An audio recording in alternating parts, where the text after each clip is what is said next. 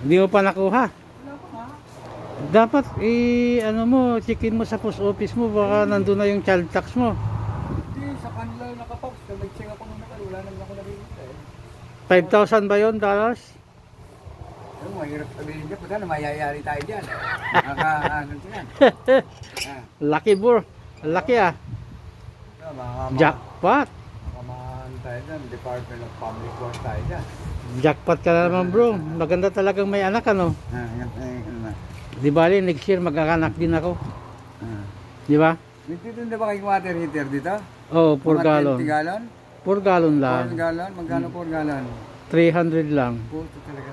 Magkano 300 ang 4 gallon? Oo. Puto, grabe naman to. Maganda itong paninda namin. Kasi habang tumatagal ito, lalong tumitibay. Lalo din mahal pag tumatagal.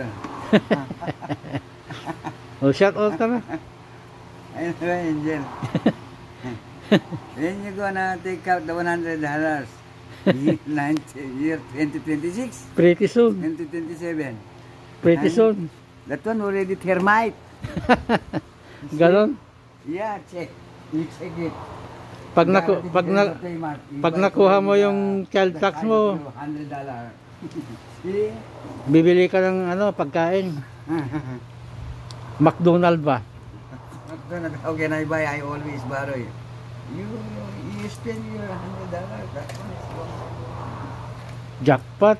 You always interview, but nothing. Coming soon, bro. Always coming soon, like a theater. The one you watch in the theater, coming soon or not? Coming soon. Showing. Pretty soon. Coming soon, that one is not yet sure. Very, very sure. Now showing, don't say coming soon. That one is not sure. Probably later. Now showing, no? Asan si ano? Si Angel, si ano? Si Bon, Si Ebon. nasa Guam graduation ng anak niya. Nasa Guam. Oo. Grega, come back. Guarantee plenty money. Isang linggo daw sila doon. Graduation yung anak ko sa next month. Itong buwan na 29. Ganon. Pero Ama, ngayon, mag-aano sila doon sa may Nauru Building.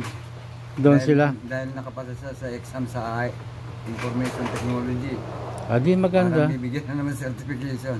Adi good, no? Di ba? Good for your daughter. Sabi niya, Daddy, ano punta ka? Ikaw na lang anak. Ang trabaho ko, kaya mo yan. 18 years old na ba siya o 19? Magka 19 ka sa federal, mabilis yan. 2 taon na lang anak. 19. 2 years more to go. Pipitisyon kayo na para sa green card, no? Hindi pa tapos yung term ko eh. At least may pag-asa ka na. Pero bro, sigurado ka ba na pipirma siya? Ngayon ang hindi ko alam. Siyempre, bulablahin mo lang. Baka ayaw pumirma, ha? Bubula-bulahin mo lang. Tulad nung kumpare ko, hindi Pagkita mo na $100. ayaw pumirma yung anak. Baka hindi siya binibigyan ng pangpadulas, yung ano. Dapat siya binibigyan mo ng ano. Di ba? Humihingi nga daw ng 5K. Ang putak na pipirman lang. Oo. Matindi pala yung anak nun. Oo. Ba? Grabe, no? Grabe. Ang isinilang ka sa mundong ito, ganun ba yun talaga? Nung lumaki ka, nag-iba. Oo. Okay, ibang klase ka nga nung papanganak. Kawawa na nga yung kumpare ko. Paano ka inassemble na, paano ka ginawa? Hindi siya mapetisyon dahil walang pirma yung magpipetisyon. Ayaw. Magbabayad. Anak mo, magbabayad ka pa. Oo. 5,000 daw. Kaya ang ano ko sa'yo, huwag ka na mag-anak. Oo nga. Huwag ka na mag-anak. Baka ang gawin sa'yo yung ganun.